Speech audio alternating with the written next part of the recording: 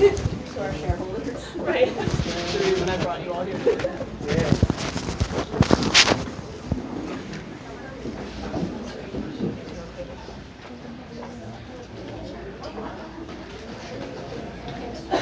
Hi there, everybody. Thank you so much for joining us here tonight.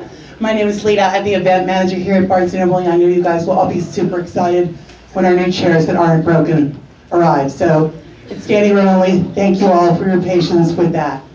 I am thrilled to present this evening's guests. They are all talented. They all bring a unique and special presence to tonight's panel. Let's see, going from left to right here, we've got Mattila, right? Marie, Lou, Leigh, Bardugo, Michael, Dante, DiMartino, and Seth Hoffman. Let's give them a warm welcome, please. Good evening, everybody. Look at this panel. Let's just take a moment here. If we were at the San Diego Comic-Con, we would have to wait 12 hours in front of Hall H just to get a standing room seat in the back. Pretty good. So we're here to talk about Fandom, which is you guys. And I guess, I just want to start off. We don't have much time. We're going to talk a little bit about some stuff and fan fiction and fan art, and then we're going to open up some questions, and then we're going to sign everything you have. So let's start off with there's a lot of sort of fan expression. There's cosplay, there's fan films. In your opinion, what is the most expressive form of fandom? I know you have fan food, which is even crazier, but what do you think? Should I pass this? No. Hello. Yeah, I mean, the fan food is fun, although I create, a woman recently put up, her name's Elle Geoffrey, and she put up a recipe for calf and collard pie, which is something I created for book 2, and then was like, why would anybody ever want to eat that? So I'm not sure that is, it's very cool to see. I sort of have a policy where I reblog fan art if it's not too racy, and I will not read or reblog fanfic, but I'm really glad it exists. Define racy. No. They're running a race, so Leigh is like, I'm beating you, look how fast I'm going. That's exactly what it is, yeah. Racy is stuff that makes me blush or that I wouldn't want my younger fans to see, but that I know they see. But I feel like if I put my stamp of approval on it, it's a different thing. Good. But I'm still I honestly feel like that's part of the lifeblood of fandom. That's why a lot of people seek out fanfic and fan art. So. What about you, Mike? Yes, we've never had Avatar fan food recipes that I know of. Maybe there's some out there, but. Yeah, I did sign a man's cabbage once. But I'm always amazed. Fan art's always awesome and everything. But I'm always amazed by the cosplay costumes that people come up with, because they're super detailed. People spend all year on them to come to Comic-Con and dress up with them. Some people have multiple costumes. Every day they're a different version of Sokka or Korra or something. So I'm always excited. Nowadays when we're coming up with new characters or Brian's drawing new costumes, we're always oh man, I can't wait to see the cosplay of this guy. This is gonna be awesome. So. Seth, please tell me there's no Walking Dead fan food.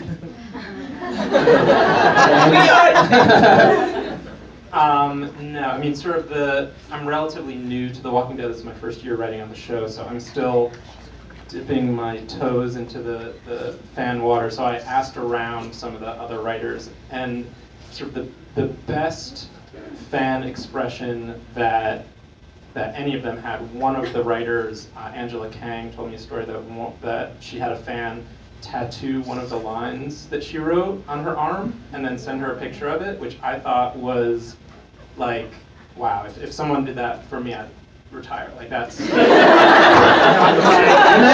Los Angeles. Yeah, we have a lot of tattooed Avatar logos and characters and things. No, somebody wants to do an arrow, I think. I think I might have thought out there. I can imagine there's so many. I like to imagine that there's a bunch of them under people's hair. And one day they'll be Somebody, maybe they're here. I don't know. They Facebooked me because they wanted to like do the full Aang tattoo set, and I wasn't sure if he was serious or not. But yeah, that one was like, if he goes through with it, that's pretty amazing. That's when you want to know how old that person is. Because if they're like 40, you're like, okay, you've made your life choices. But if they're like 18, you want to be like, maybe wait till after the job. Like their arrows are gonna get all stretched out. Yeah, that's I say hold off on the tattoos. Cosplay, you're good to go. Marie, I've seen some great sort of legend fan films and like beautiful rendered cosplay stuff, and then mainly like long videos of who we would cast in the film. Like what's your reaction to those things? Are they on the same page? Or you're like, no, the casting's way off. What have you seen that you just like, wow, this is a beautiful expression of fandom? All of it is really cool. The fan casting is always fun because you go on and like every now and then they'll hit one and I'm like, oh, I could see that, but for the most part it's kind of like, okay. But it's really fun to see, and I have seen some cool like fan cut trailers, and one person did like this weird.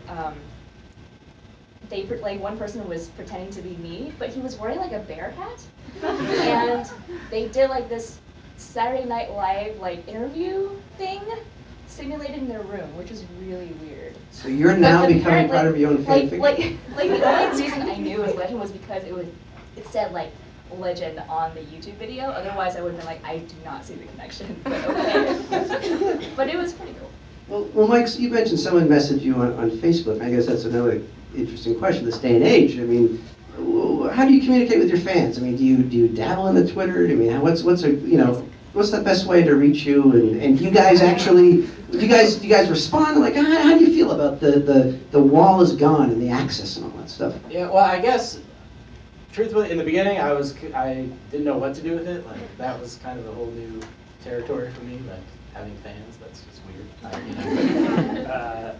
So, when Avatar started, like there were message boards, and I remember like when the first episode came out, we're like, apparently people talk online about shows that come out. We should check this out. And it was like a totally new thing to me back then, and it was still like such at a low level compared to what it is now. So, I mean, nowadays I'm much more into it. I love meeting people at events for sure. And then, now I'm on Tumblr and Facebook, and I started a blog about storytelling stuff. So it's like, sometimes I talk about Avatar-related stuff, but also just storytelling in general and things, because it's kind of like just branching out from my own interests and everything. So, I'm out there. Find me. I'm not on the Twitter yet, but I honestly still don't understand what you do with it. So maybe I'll figure it out. It takes a good couple of weeks. And then you won't be able to like, stop. what do you say? Yeah, And then so you I'm 3 things is enough for me right now. What about you, Miss Bardugo? What's your... I mean, my fandom compared to these other fans is small. It's a baby fandom, so it's easier for me to interact with people. But I don't know. The hardest thing for me is that I monitor the Shadow and Bone tag on Tumblr so that I can reblog things and I can thank people for things and all that kind of stuff. And that means you see the bad stuff along with the good. So it's like if somebody gets on there and is like, this book was trash, you're like, ooh. But, then one of your fans is like, yeah, the tag! No, that's bad. But, I mean, it's still pretty new for me. But I love the fact that Twitter and Tumblr exists, and I think, the thing about Tumblr that I love is that I'm also a fan of things. I'm a fan of Korra, I'm a fan of Game of Thrones, and I'm a fan of Richard Armitage. So it's like, I'll get on there, and it's like, I can engage with fans in that way, and it's like, and I'll see crossover from other fandoms, and we'll get to talk about the characters from other places, and that to me makes it feel less about check out how awesome I am, and more about actually sharing enthusiasms with people. Got it. And, do you find, generally with all this stuff, do you feel that, I guess my question is, tell us about the first time as writers and creators, it seems like the new milestone is when someone contacts you, when someone makes a fan film, when someone does some fan fiction, tell us about the first time, you know, you said, oh God, I think I'm onto something. Someone made a fan art. You know, like, what think about that first moment? You knew the wall was coming down, and fans were coming, and gifts were pouring, and all that kind of stuff. Let's start with you, Marie. You're next to me. I don't know. I feel like every week or so the wall comes down again because I'm still not quite used to that idea that there's people out there who actually know about what I'm writing and the stories. The one that I really remember is this teenager who emailed me and said that he read Legend and he liked Day so much that he decided to buy tickets to Peru and move there for a year to do like work in a village or something to walk in the light. And I was like, that is the coolest and craziest thing I've ever heard in my life. And then he sent me an alpaca cap. And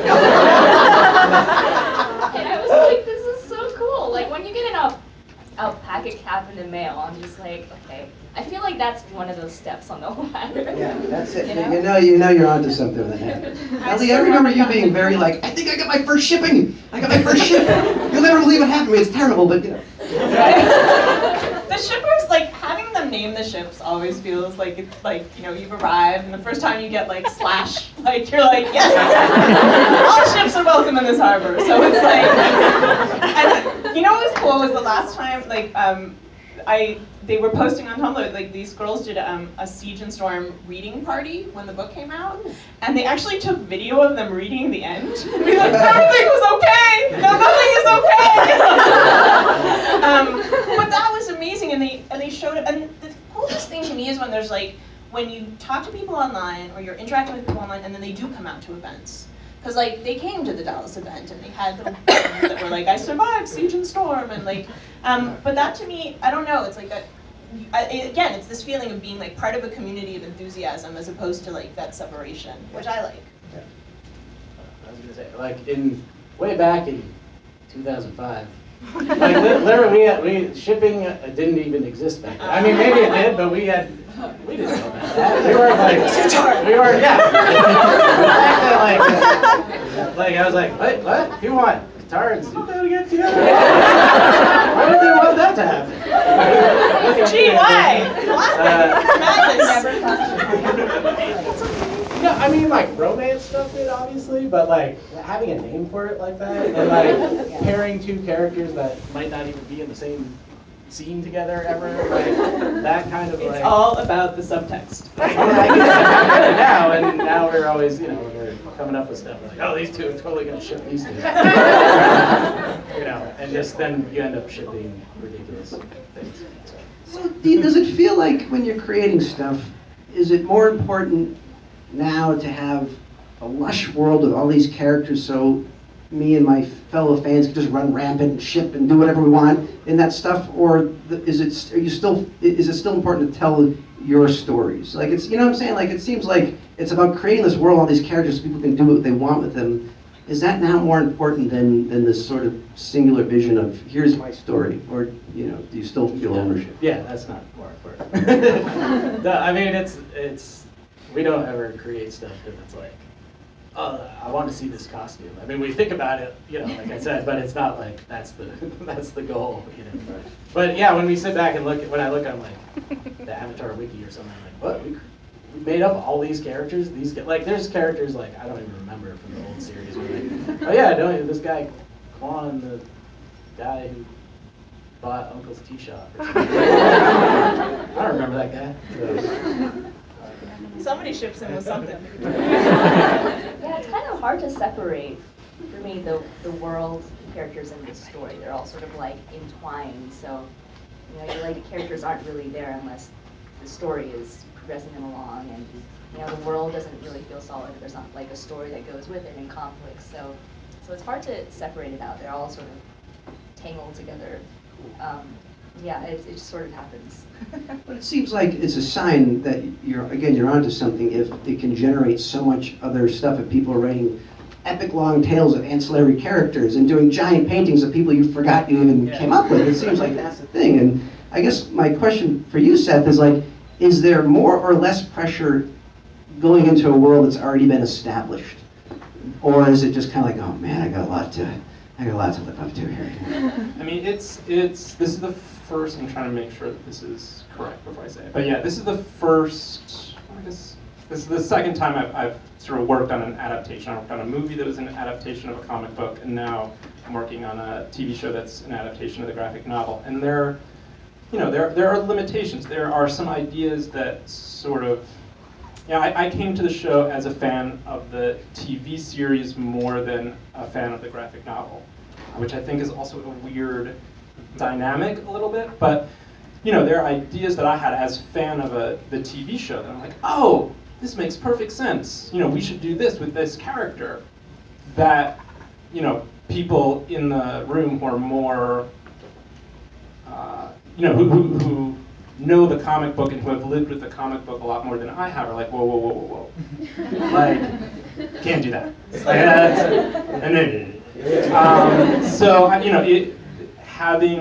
I would say that those people who are fans of the comic book are, at least on our show, are really the voice of the fan. And it's an important voice to have in the room.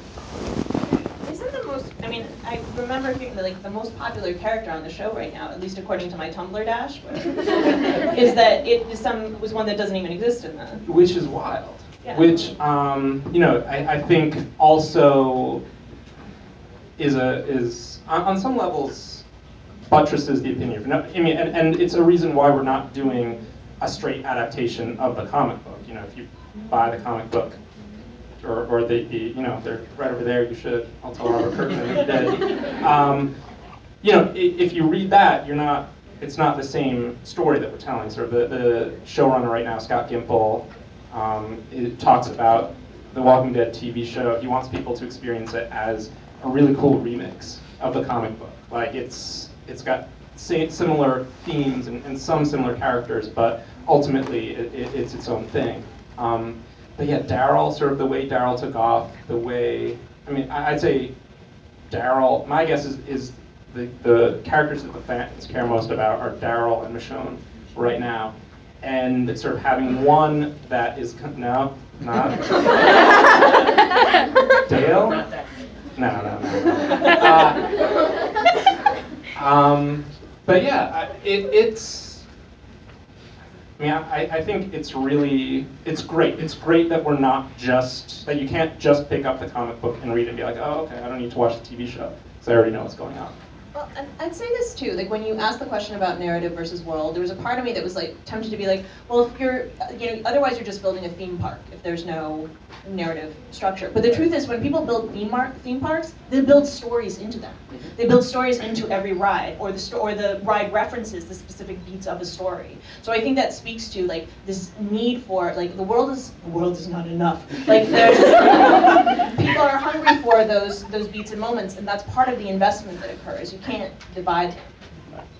And the other interesting thing too is as you guys are going along in your journeys, and you're writing your show, and a lot of you get an immediate reaction to things. And I found out recently one of my favorite television shows is Breaking Bad, and I learned that they had planned to kill Walter White's buddy Jesse after the end of the first season. But because we all loved him so much, you can't kill this guy. Did you, in your journeys, decide to alter or shift characters or storylines based on oh God, nope. I can't. They're all gonna kill me if I do this. Well, as you know, as everyone knows, animation takes forever. So by the time you guys see it, it's long past. Although I would say season 2 or book 2 of Avatar. Not Korra. The end of book 2 of Avatar. I didn't mean that as a tease. There was, people got very upset over Zuko's, switching. Well, he didn't even switch sides, but he became more of a bad guy, I guess, and turned on Aang, and people got really upset about that. And when we got a fan letter at some point, this is when we actually got letters, in the mail, they're like, how much would it cost to reanimate the ending? Season 2, because I don't like what Zuko did. They're like, yeah, I guess if you got, a bunch of money, you can. Let's see, with crowdfunding, someone could start a I guess someone Kickstarter and could, go, let's reanimate that whole thing. It would raise Yes, so much they could. money. Yeah. Well, you guys are fans of stuff too. People are still talking about, Veronica Mars as, coming back as the fans demanded. They raised all the money. What long dead TV show would you guys put your money behind and want to see up and running again? I know. I would pay good money to have them redo the last episodes of Battlestar Galactica. The new one. Sorry, it is probably my favorite. That and Buffy are my 2 #1 TV shows of all time. But I say that despite the conclusion of that series. Like, I want to know about Starbucks. Like, you can't do that. So that, yeah. There's a reason I'm on Tumblr to like that. The only show recently that happened to me, and I understand now why people are like, why did they bring this show back? Was, I don't know if anyone saw Ben and Kate, but it's like this amazing, really sweet sitcom. And I usually don't like sitcoms, but this one was just like really, really sweet, and the acting is hilarious, and just like great story. And it only lasted like 8 episodes, and I didn't realize. Like I'm watching it, I'm like, oh, clearly everyone is going to be watching the show. It's so good. And then you find out, wait, it got canceled. What? So I would have because that one didn't really get a chance. Like a lot of shows, like it was around for a while, so whatever happens. But like that one was like didn't really get a chance to take off. So I'd see that one. What about you, Seth? I can beat that on the obscurity level, I think. There's this animated show on MTV about a decade ago, maybe a little bit more, called Clone High. Clone High, right there. Which, I'm a little biased because I know the guys who created it, and they pitched it to me before it came on. I was like, oh my god, it's an amazing. It's basically the concept is for 98% of you who have never heard of the show. It's basically this mad scientist principal has cloned a bunch of famous people throughout history. So there's Abraham Lincoln is the nerd, and they're all high school age. So Abraham Lincoln is the nerd, JFK is the jock, Cleopatra is the cheerleader, and Mahatma Gandhi is the party animal. And it's just it's this quirky, fun, hysterical show that got canceled after 1 season. So that to me is one that I wish had sort of more of a life. What about you, Mary? What do you want to see come back? Well, now that you mentioned the animated stuff, now I'm thinking back in the one animated show that I really loved when I was a kid. Was called SWAT Cats, which I'm not sure if anybody saw. Do you guys know this show? I love you guys. There were only 2 seasons of it, and it was like the best show. It was basically like the cat version of Batman. But it was like these 2 cats who got kicked off. They got kicked off the police force.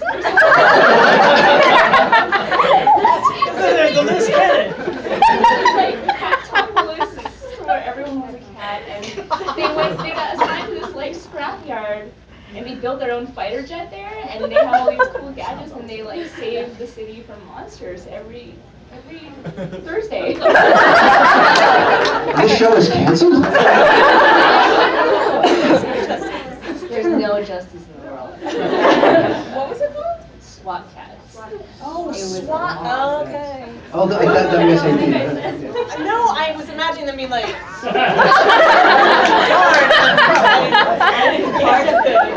Yes. So confession time. We have a panel of writers.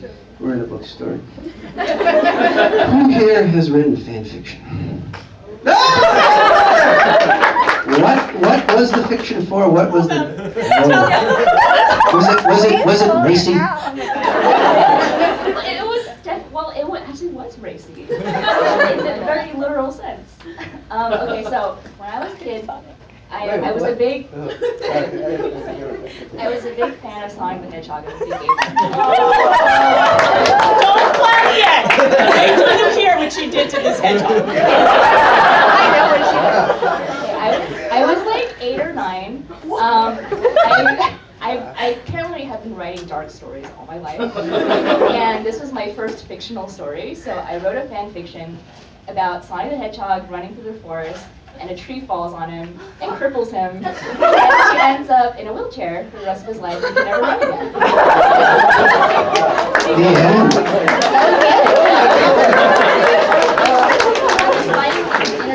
Can I just say, I'm like, as a reader of Marie's, I'm like, what is she gonna do in book 3? Like, what's gonna happen to these characters?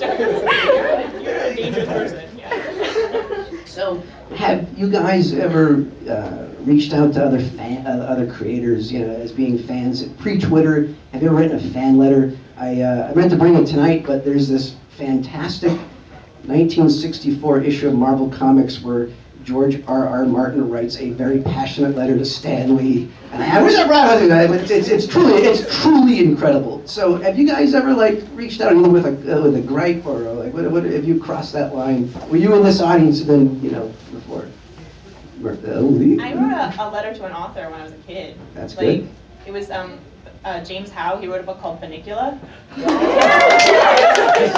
There are fans of everything. Got a vampire, funny, and who drains the juice of vegetables. Oh, right. And it is actually a genuinely scary story for a lot of reasons. But I wrote him, and he wrote me back. He wrote me back like a 2-page letter on this thin onion skin paper. And he answered all of my ridiculous questions. Will there be a sequel? Why, tell me about Harold's character development. A dog who likes chocolate cupcakes, just so you know. And it was actually, I think, an incredible experience because, before that, books came from, the land of magic. And this was a missive from authors. And every time I saw one of his books in a store, I felt like I had a relationship. I felt like, oh yeah, we know each other. I know James Howe. Yeah. Tell me about Harold. So, yeah. Well, how about you, Michael? I've never really written to an author, but you mentioned George R.R. Martin last year at Comic-Con. I like Game of Thrones, and there he was sitting in the bar, and I was like, oh, I gotta go say hi to George over here. I was very, very nervous. So I understand what it's like sometimes to go up to somebody you don't know and be like, hey, I really like your stuff. So I felt very foolish. And then Did you cry? I did not. No, I didn't cry. He didn't. I tried. To give him some context, I was like, oh yeah, I'm one of the creators of Avatar and Legend of Korra. He's like, oh good. I had not heard of that, but I was like, it's a great show. You should watch it. So maybe he's seen it by now. What about you, Seth? Have you crossed the line? I don't want to put you on the spot or anything. I haven't. I was sort of trying to remember it, if I ever had. I could imagine myself having written a letter to my favorite baseball player when I was a kid. I was more of a sports nerd than a reading nerd? Yeah, than a. Hey, it's all the same. But yeah, no, I never did. Well, I just imagine at Comic-Con, there's a small support group of creators all kind of hanging out like you and George R.R. Martin going, these people are shipping, oh my God, you wouldn't believe it. Can you believe there's a slasher now? It's crazy. But speaking of questions, I guess this would be a great time to open up to all you wonderful people sitting here. How should we do this? Do Pick we the raise people hands? that look most animated. Yeah, raise your hand and look really animated. First one up. Do I do a Phil Donahue thing? I got it. Yes. All right. I have a question for Michael DiMartino. During the creation of Avatar and Legend of Korra Book 1, what would you say is the story plot element or character element that you least expected to make it into the final product? Well, I guess one thing we talked about before, but that originally Asami we thought was going to be a bad guy or a bad girl, and we thought she was going to be the one who kind of betrayed Korra and Mako and all them. But as we started writing her and Brian was designing her and everything, we're like, man, she's cool. Why are we?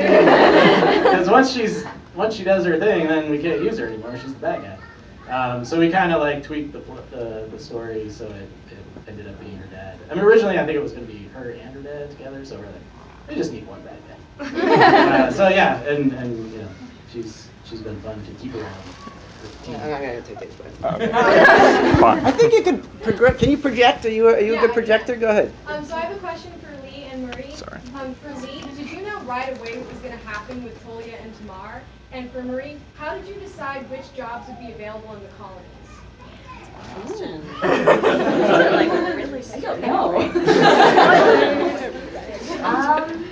Well, when I was creating the colony, I'm going to try to say this without spoilers. I don't know if I can say this without spoilers. There was something in the news, basically, that happened that was very, very similar to what I was thinking of for the colonies. And it was like a firefighter news story. And so that's why there was, I mean, they're not exactly firefighters in the colony scene. It's just so vague, I'm sorry. But that was part of the inspiration behind it. I thought that would be like an interesting way of showing, just because I had seen a similar story in the news, and it was very, very eerie to see that on the news and know that that was something that happened in real life. This is really big. There's a pair of twins in the second book, Tolia and Tamar, and yeah, I mean, again, it's hard to talk about without giving away spoilers, but I always try to know where people are coming from, and I'm sort of a rigorous outliner. Like, things often change in the course of the writing, and sometimes you think that something is real clever, and the character's like, no. I know you think you're awesome, but I would never do that. So, you know, so yeah, I knew. Is that satisfactory? Sorry, I feel like that's the least. Ask me after. There's someone with a date, right? Yes. There you go. What are the weirdest ships you've ever heard? Oh. Like the ones that completely surprised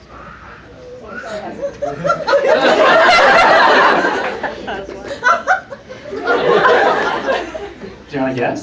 No. There was a guy, one of the writers came in with sort of like,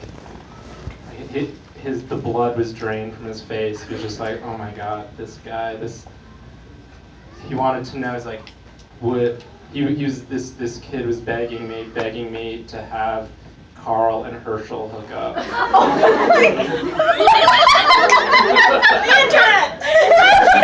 So that would be the weirdest one that I've ever. I mean, popular. She gets all that. I love it, man. I cannot. This is not. So I like the ships that where people are like they don't want to give anything up. They just want everybody together. So there's a character named Mal, there's a character named the Darkling, there's a character named Sturmhond, and there's a character named Melina, and there's now a Malarklinghond together, and I was like, that's one way of ending the series.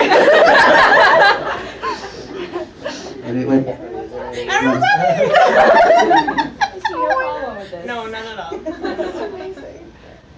We have time for 87 more questions. You're right there in the back. This is especially a question for Leigh and Marie, but also for you two as well. I'm asking because I'm wondering about, as the point of view of someone who wants to be a book author, but also just loves writing in general. What were your day jobs before you were able to make it? Marie had a cool one. Yeah, your alter egos are really good. It's kind of cooler on paper than it actually was. I used to work in video games. I was a concept artist, and I worked at Disney for a couple of years. And then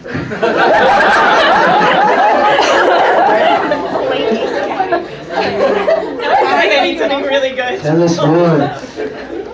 well, I didn't get to work on Kingdom Hearts or anything. It wasn't. Right?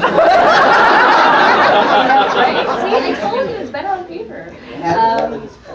I know. I should have just gone with it. But yeah, that's what I did. And what I would do to get my writing in was that I figured out this system of writing my chapters in my emails. So people just walk by my desk all the time. They're like, she is always writing emails. Really long emails with dialogue and everything. So yeah, so that's how I wrote the first book. And to this day, that's how she spends her time. I was So I was a copywriter. I wrote movie trailers for a living, like like Into the End Without Justice. You are welcome. But then my dad passed away, and I was like, I need to get away from my computer and be around people. And I went into makeup and special effects, which is also one of those jobs that looks better on paper. That basically means you're on your feet for 12 hours a day and getting paid nothing. But I do think that's why the book got written, because I would be writing copy all day, and I'd come home and I would want to like watch Law and Order reruns and go to sleep. Like I did not have any, that muscle was exhausted. Whereas like I could be on my feet, like doing some model's makeup, listening to her talk about like the cleanse she's doing, like her boyfriend, and in my head I'm coming up with ideas, and I'd come home even after those 12 hours. Like, yeah, he is no. You girl. And I would still have energy left to write, and so that was a good lesson for me. Like there's kinds of creativity that like spur and inspire your creativity and will get you working on your project, and other things that will just drain you, like Facebook, and that kind of thing. Michael? Well, I mean, my day job before Avatar was very related to Avatar, because I was an animation storyboard artist and then a director on King of the Hill was my first job, and then Family Guy. So I worked on those for a number of years, and then at some point Brian worked, we worked together on both those shows actually, and then toward the end of that, we had kind of started collaborating on this Avatar idea. Mike is being very modest. He directed some of the greatest episodes of Family Guy. So much so that Seth MacFarlane would be like, "What are you doing? Come back, stay working for me." Like, I'm gonna do my own show now. Goodbye, thank you. So, I mean, my day job, my first writing job that I got paid for was on a show called Prison Break, and before that,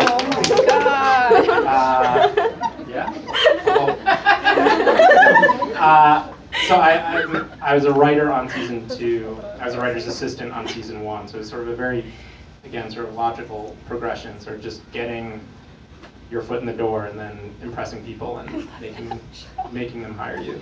Oh my God. Well, that was quick right there. You can come in. I know that there are witches in Avatar, and I'm in the more directed side of it. How do you feel about Mora and Torlock? I'll take this one. I have to think about that because I know. I don't know. I don't really think about them that much, honestly. You say you were an Amora shipper? You're probably better at answering this. A what? Oh. Ladies, left the building. No. All ships will come in. But yeah, I can't speak to that. I am an Amora shipper. Not in canon, but No, it's interesting. I really don't think of the characters in that way at all. So I don't. You must a little bit, once in a while, oh, maybe that guy. Not those guys. No. I've had a long talk with Mike about the appeal of the bad boy.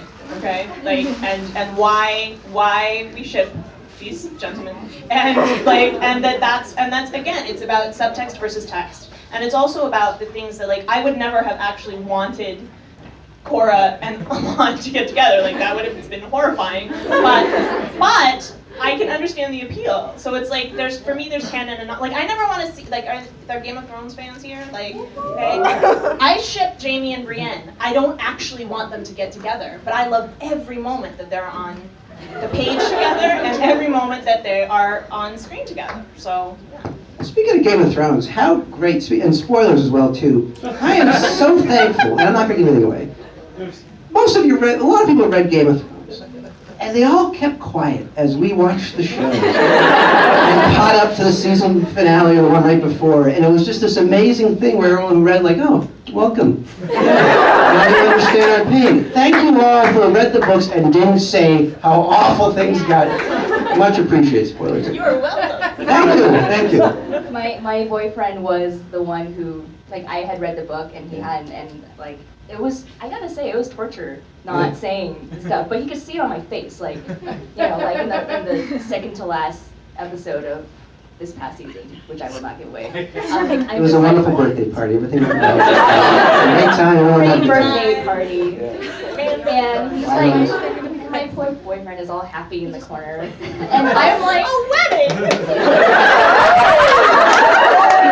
everyone's finally gonna get what they wanted. Has he watched any of the other episodes? And then he looks over at me, and I'm like perched on the edge of the couch.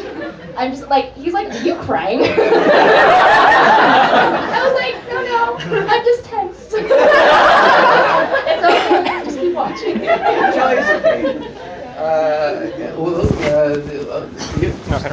You right there. Yeah. Yeah, my question is for Leigh.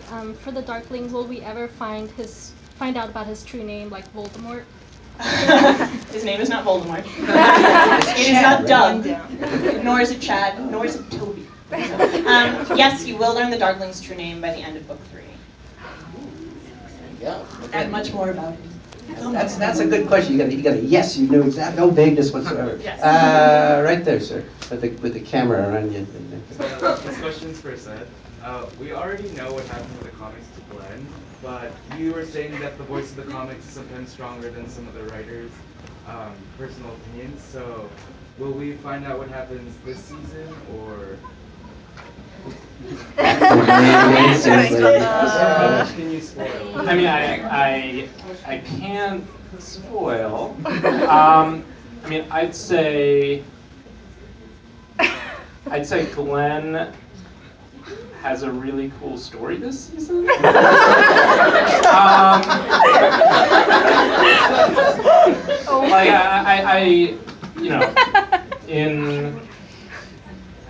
when season 4 airs, like I can talk more about it. Like it's easy for me to talk about sort of things that have aired. It's very difficult for me to talk about for sort of legal and job security reasons. Seth's word. Let's all get Seth fired tonight. Just fired. I just want to say something about The Walking Dead too. Is I'm a huge comic book fan, and I met a bunch of comic book store owners, and they said despite giant Disney marketing of the Avengers, huge pushes for Iron Man 3, huge things for Superman, the only thing that gets people and new readers to come into the stores is The Walking Dead. It's pretty amazing. So, what do you think that is? I mean, I think it is because sort of The Walking Dead is ultimately one author's vision. Like it's Kirkman, with the illustrators and everybody else are coming up with this story, and throughout its entire run, it's been this one author and his vision, as opposed to Iron Man, which every couple series there's somebody else at the helm. So I think personally that's why it's particularly it draws people in because it's just one person. It's an easier jumping in. Yeah. Right. Yeah, because as Kurt knows, I don't really read the comic books, but that makes sense because it's like when I'm like, oh yeah, I really love that Tony Stark. Where would I even start with like, I don't know, and I know some years are better than others, and some storylines were cooler than others, but like as an outsider, you're like, it's just too overwhelming, and you give up. There we go. I didn't mean to hijack that question. That was fast right there. No way. I have a question for Michael. Yes. In the season 2 of Korra, will we see more flashbacks of the gang?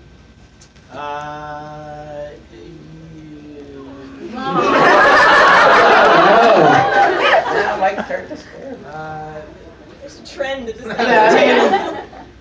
Aang's around, so there's something there. I don't know. Yeah, it's hard. Everyone wants to know stuff, but it's like, saying what happens. It's there in the gray there at the end. This is for Michael. How could a mom take away Cora's bending when the monsters but also blood? Well, the idea behind that was that he was such a good bloodbender that he could kind of like mess with people's energy and chi and kind of like block it. So, and that's kind of why Korra was able to heal people and make them, you know, kind of be able to bend again. So. There we go. Okay, way in the back, right there.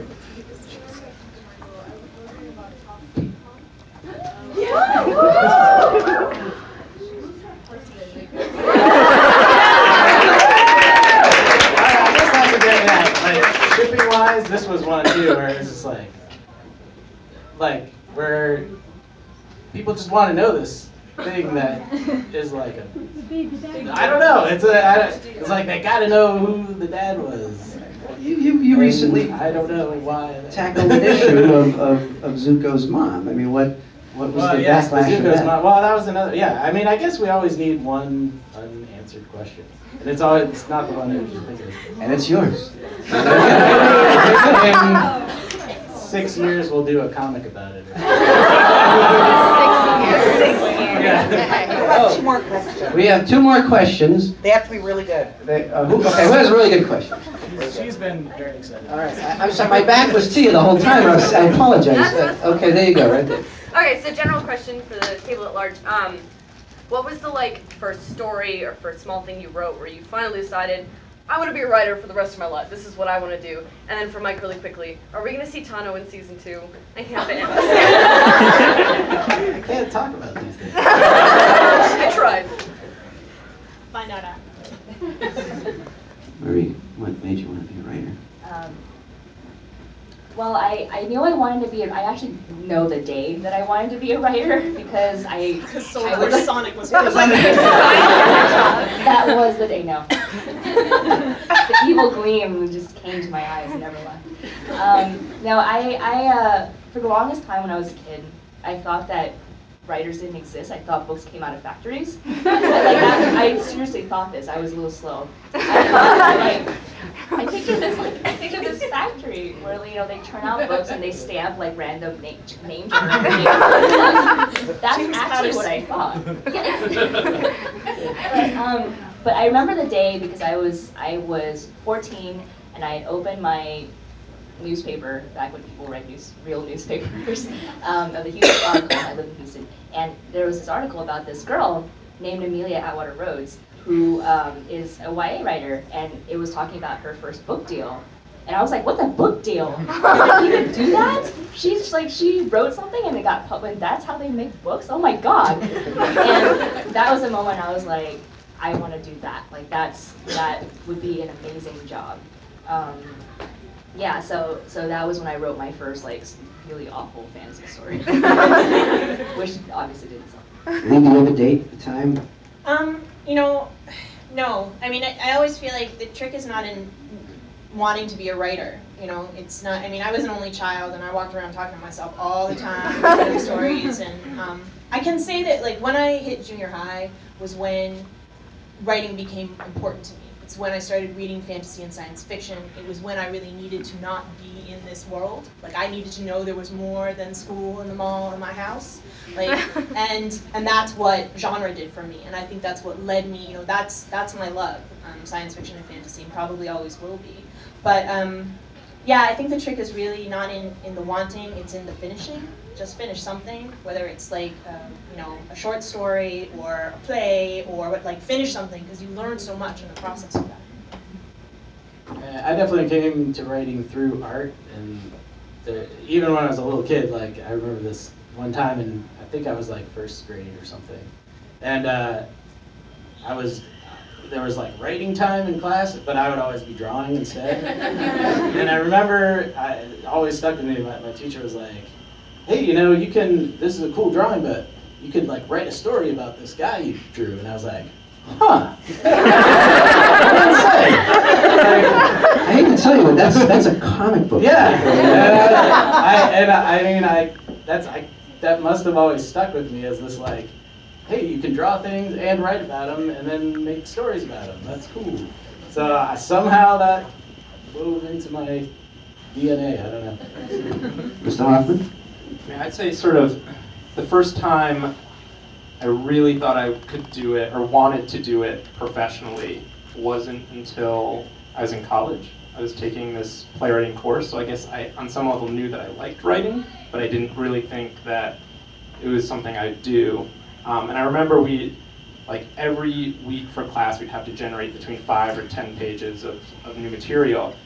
And so I was in the middle of this play, and sort of now, like Leigh, I am a very rigorous outliner. But in those days I wasn't. I was sort of flying by the seat of my pants. And I'd written myself into a corner that I had no idea I was going to get out of. And it was the day before class, and I was just, oh my God, what do I do, what do I do, what do I do? And then something clicked. And sort of the adrenaline rush I got when I sort of broke that story and sort of knew what I wanted to write, it was, I'd say I never really dabbled in drugs, alcohol. Like this to me was, I think that, you know, it was a real rush. Like I'm sort of getting the adrenaline rush talking about it. Like it was real, and it was something I hadn't experienced before. And I sort of, when I write now, sort of the breaking of the story is still my favorite part, because that for me, like I know there are some writers who love nothing more than kind of crafting the perfect line. And sort of dialogue is their thing, but for me, kind of breaking that perfect story is really why I write. Cool. I can't choose the last question. What do you have? Oh my gosh, waving, hand, waving, yes, wait, you, waving, yes, madly waving. So I just wanted to ask, when you guys are crafting your stories, do you ever get to a point, or do you remember if there's a specific point where you're like, I can't wait for the thing? Yeah, there's definitely just ideas or characters where you're like, but you never know. I mean, we might think it's like the coolest thing ever, and you guys would be like, that was not cool. I think that's why, like, for me, when I see quotes come up on Tumblr, like if I see a quote of a line that I thought was, that I thought was clever or I thought was beautiful, like, when you're, at least for me, I think, and for a lot of creatives, you're kind of constantly walking this line between, like, delusions of grandeur, like just how brilliant you are, and just like these troughs of self-doubt and self-loathing. So it's like, to get that back, I mean, to me, that's when, the title of the panel is The Power of Fandom, but it's like, when that comes back to you, like when somebody feels the feels that you built into a name, like, but that means a lot to me. Like that actually, like and I think that's part of why the experience of writing the end of the trilogy was different for me. Like these characters don't belong to you anymore, and if you've ideally done it right, people care what happens to them. Yeah, we were talking backstage a little bit about how we both really enjoy, like the best feedback we could ever get from fans is when they email us or tweet us and they're like, how could you do this to us? And they're like, you ruined my life. Drowning in you. Yeah, drowning in you. You get that one gift with like, let me list my face. Yes, the boxes falling on the guy. Yeah, those are satisfying moments where like, and I do kind of know, like every now and then there's stuff that people hook onto that I didn't realize they were going to, but for the most part I do kind of know which scenes are going to get people, and those are sort of like the candy scenes. I call them the candy scenes. Like a little carrot hanging in front of your head. Like if I can just slog through this really awful chapter, I can get to the candy scene and write that. So. Really want the stuff? I think we do, because I think we have a lot of people who need books to get signed. Thank you so much for coming.